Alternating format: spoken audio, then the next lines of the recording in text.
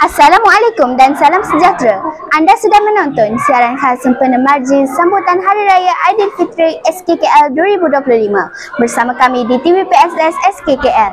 Selamat Hari Raya Aidilfitri, maaf zahir dan batin daripada kami semua warga TV PSS. Semoga syawal ini membawa 1000 keberkatan buat kita semua. Hari ini warga SKKL berkumpul bagi meraihkan Hari Raya dalam suasana penuh ceria dan harmoni. Pelbagai aktiviti menarik telah dirancang seperti persembahan pentas, jamuan raya dan sesi bergambar. Betul tu, dan kita akan bawakan kepada anda lintas langsung dari lokasi sambutan bersama wartawan TV PSS yang sedang bersiaran di sana. Kita teruskan dengan wartawan kami Hilman Haris di lokasi. Terima kasih wartawan Bravo TV. Saya Hilman Haris kini di lokasi. Mari kita saksikan video sepanjang program ini berlangsung.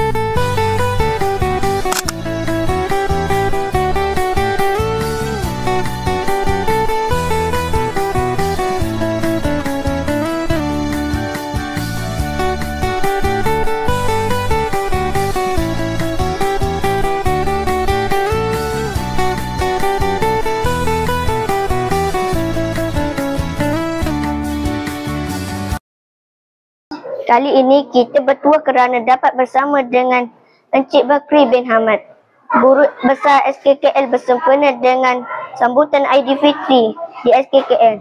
Terima kasih kerana sudi meluangkan masa Tuan. Terima kasih kembali. Boleh Tuan Guru Besar kongsikan sedikit tentang sambutan Aidilfitri di sekolah kita pada tahun ini? Bismillahirrahmanirrahim. Assalamualaikum warahmatullahi wabarakatuh. Terlebih dahulu terima kasih kepada adik Hilman selaku wartawan TV Bravo PSS SK Kampung Laut. Jadi sambutan Hari Raya Aidilfitri peringkat Sekolah Kebangsaan Kampung Laut tahun ini amat meriah sekali sampai dengan kerjasama daripada semua guru, semua pekerja, semua AKP dan juga murid-murid yang telah menambahkan lagi suasana kemeriahan Hari Raya ini. Apakah harapan Tuan Guru Besar terhadap murid-murid sempena bulan Syawal yang mulia ini? Harapan saya selaku guru besar di sekolah ini, semoga murid-murid SK Kampung Laut mendapat manfaat daripada sebulan kita berpuasa, di mana di situ kita telah mendisiplinkan, murid-murid telah mendisiplinkan diri, taat kepada Allah SWT, semua buat kerja ibadat, buat semua benda-benda baik, bersedekah.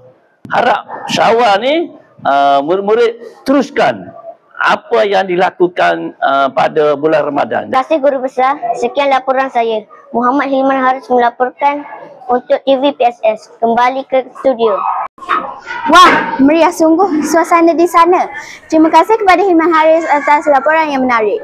Majlis seperti ini bukan sahaja menyeratkan silaturahim tetapi juga mengajar kita tentang nilai kesyukuran dan perpaduan. Akhir kata, kami dari studio mengucapkan terima kasih kepada semua yang terlibat menjayakan sambutan hari ini. Sekian dahulu siaran khas sempena Hari Raya Aidilfitri dari kami. Selamat Hari Raya Aidilfitri, maaf zahir dan batin.